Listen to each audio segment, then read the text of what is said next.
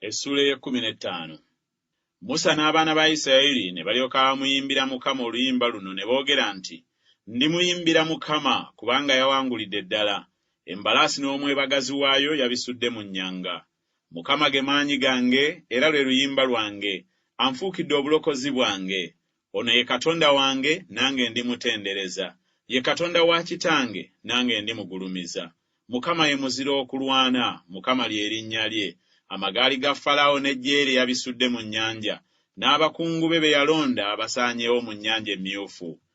Obuziba bubasaanikidde, basse mu buziba ng'ejjinja. Omukono gwe ogwa ddyo, Mukama, gulina ekitiibwa mu maanyi.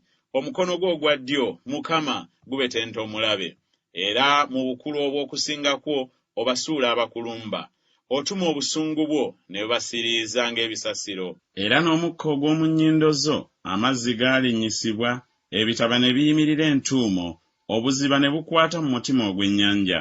Omulabe n'ayogera nti, naagoberera, naatuuka, naagereka omunyago.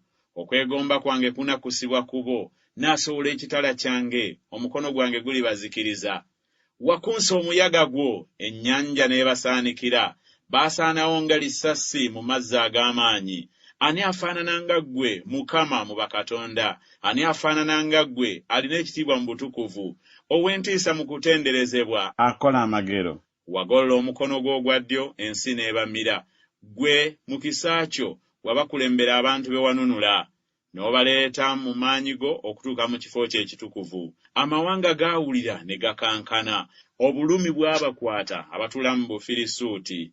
Abakungu ab'omu Edomu ne balyoka beewuunya, ab'amaanyi ab'omu Mowaabu okukankana kubakwata. Abatuula mu Bukanani bonna bayenjebuka, okutekemuka n'entiisa bibaguddeko. Mu bukulu obw'omukono gwo batudde ng'ejjinja, okutuusa abantu bo lwe balisomoka.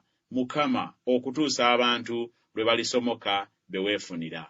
Olibayingiza, olibasimba ku lusozi olw'obusika bwo, ekifo kye weerongooseza, Mukama, okutuula omwo. Awatukuvu wo, Mukama, emikolo gyo we gyanyweza. Mukama alifuga emirembe n'emirembe. Kubanga embalaasi za Falaawo ne ziyingira wamu n'amagaali ge n'abeebagala mu nnyanja. Mukama n'azzaawo amazzi ag'omu nnyanja ku bo, naye abaana ba Isirayiri ne batambula ku lukalu wakati mu nnyanja. Miriyamu nnabbi, mwannyina Alooni, n'atwala ensaasi mu mukono gwe.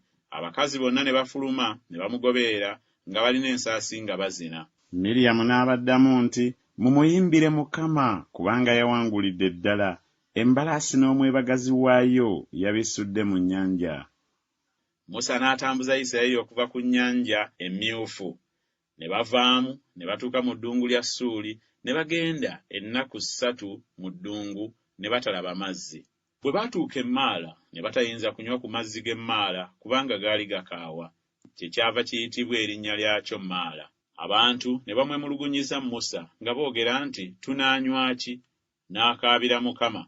Mukama n'amulaga omuti, n'agusuula mu mazzi, amazzi ne gafuuka amalungi. Awo bwe yabalagirira etteeka n'empisa, n'abakemera awo. N'ayogera nti, obanga oliwulira nnyo eddoboozi lya Mukama Katonda wo, n'okola obutuukirivu mu maaso ge, n'owulira amateeka ge, n'okwata by'alagira byonna, sirikuteekako ggwe endwadde zonna ze nateeka ku Bamisiri, kubanga nze Mukama akuwonya. Ne batuuka Erimu, awali ensulo z'amazzi 12 n'enkindu 7, ne basula awo awali amazzi.